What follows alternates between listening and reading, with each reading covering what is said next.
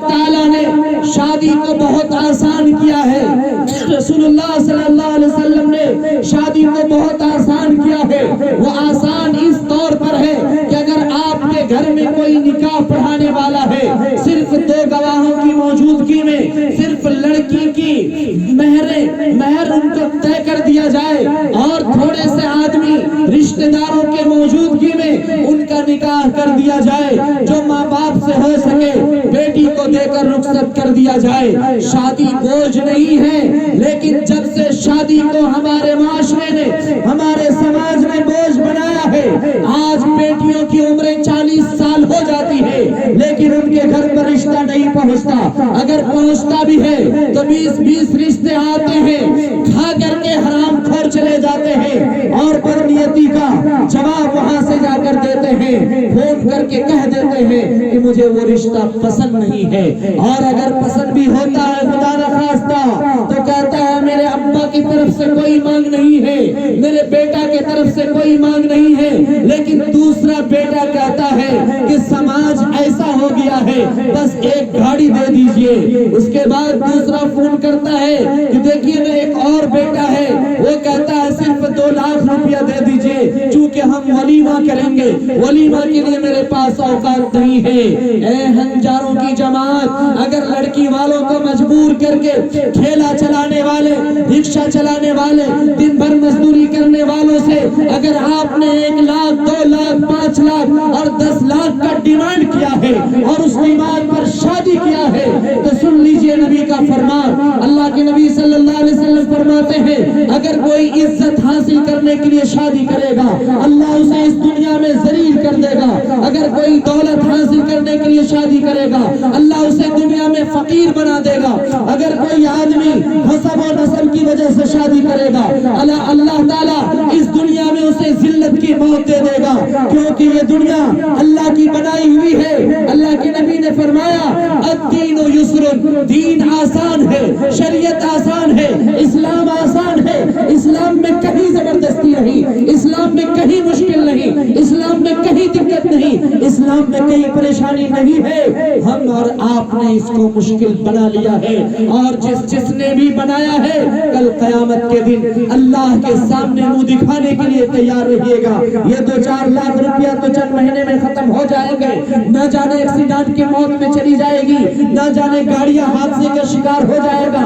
آج کے دور میں سب سے زیادہ گاڑیاں جو دیکھنے کو مل رہی ہے وہ جہیز کی گاڑیاں ہیں، اور سب سے زیادہ ایکسیڈنٹ کی جو موت ہو رہی ہے وہ جہیز کی گاڑیوں سے موت ہو رہی ہے. آپ محاسبہ کیجیے، آپ روڈوں پر چلتے ہیں، آپ سڑکوں پر چلتے ہیں، آپ بستی میں زندگی گزار رہے ہیں، آپ کو معلوم ہے کہ ہمارے دور میں، ہمارے زمانے میں کیا سب ہو رہا ہے، سب کچھ پتا ہے.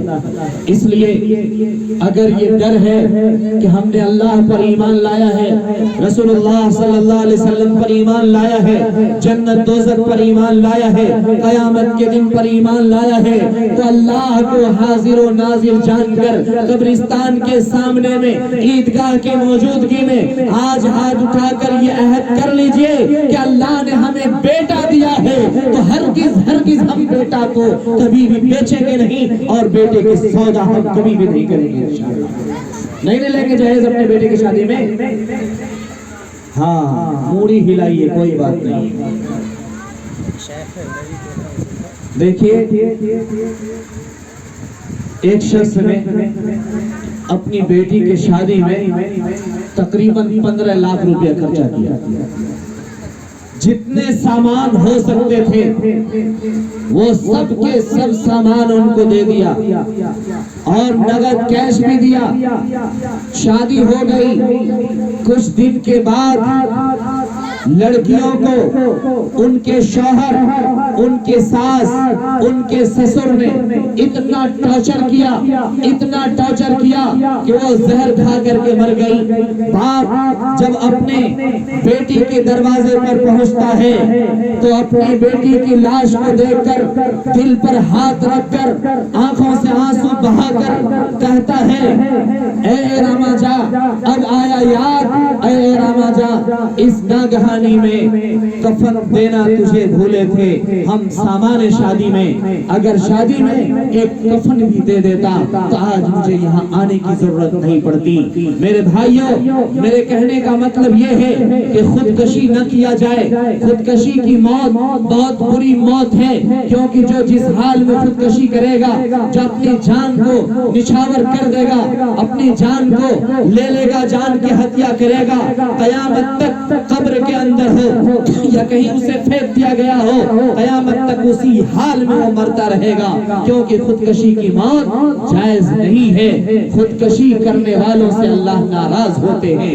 लेकिन हमारी समाज, हमारी कौम इस कदर अपने बच्चे और बच्चियों को मजबूर कर रहा है कि आज हमारी समाज सिसक कर जिंदगी गुजार रही है।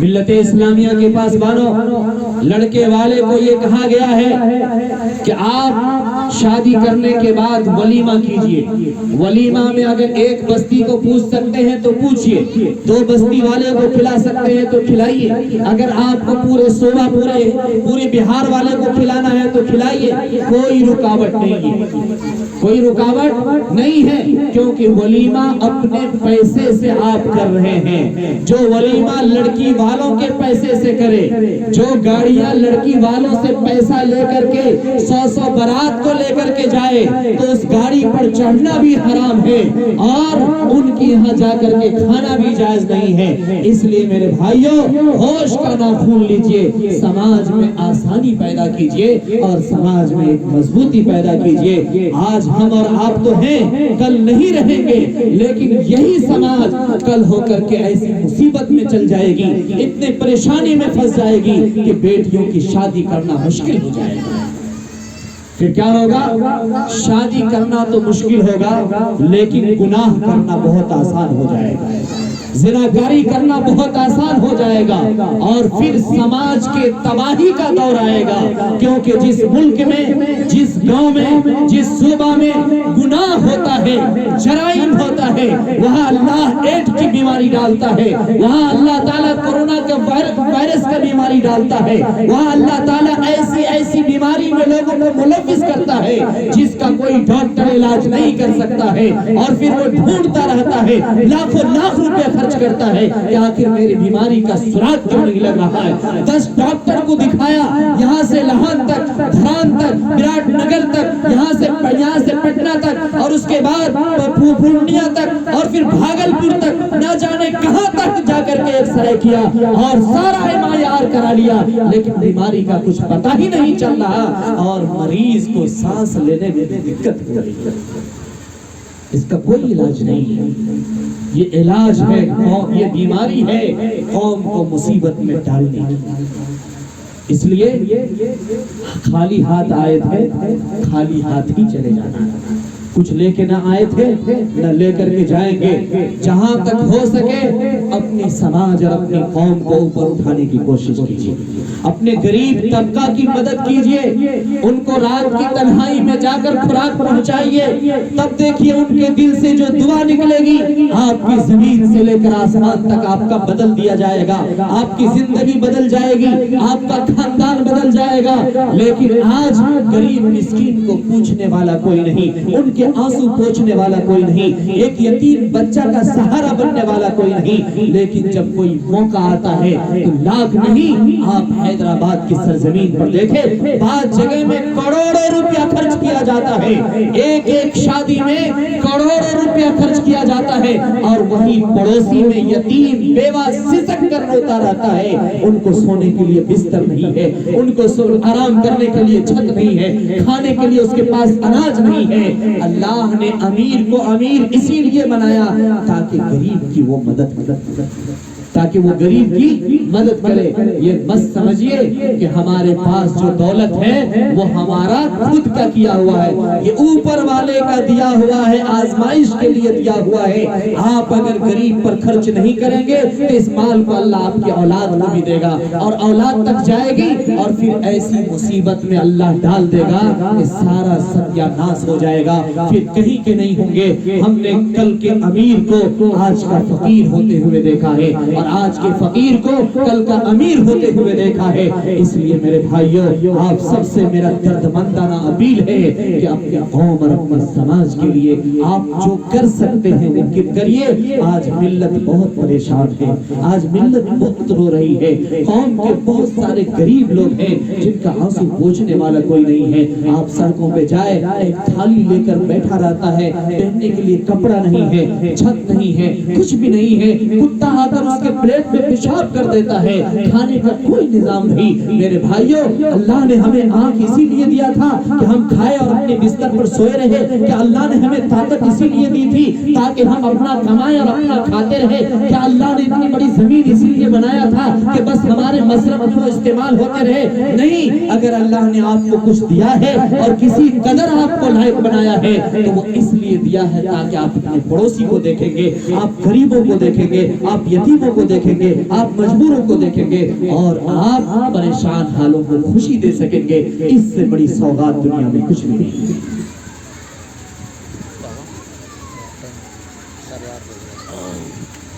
بھائی نماز کا ٹائم، نماز ہو رہی ہوگی، 2-4 منٹ رک جائے۔